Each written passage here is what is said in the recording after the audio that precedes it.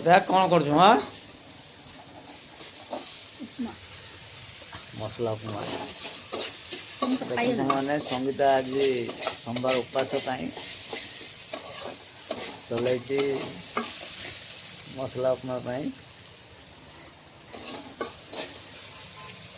କ'ଣ କରୁଛୁ ଆରେ? ଗାଜର, ବିଟ, ଆଳୁ ସୁଜି ରଖିଛି ଭାଜିକି। ମୋର ନୂଆ ଗୋଟେ ଆଳୁ ଆଳୁ ନ ପକେଇଲେ କରା ହବନି। ଆଳୁ ନ ପକେଇଲେ ହେବନି। କ'ଣ ପକଉଛୁ ଏଇଟା? ହଳଦୀ ଗୁଣ୍ଡ। ହଳଦିଆ ନଥିଲେ ବାବୁ ଖାଇବ। ଦେଖନ୍ତୁ ସାଙ୍ଗମାନେ ସଙ୍ଗୀତାର ଉପମା କରିବାକୁ ରେଡ଼ି କରିଦେଲାଣି।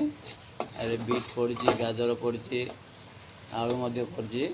ଏଇଟା ଟିକେ ସିଝିବ, ତାପରେ ପକା ହେବ ଟମାଟୋ ବି ପଡ଼ିଗଲାଣି।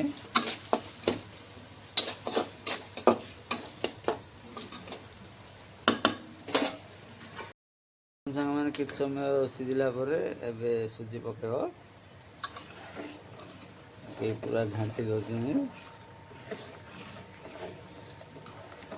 ଗରମ ଗରମ ମସଲା ଉପମା ତିଆରି ହେବ।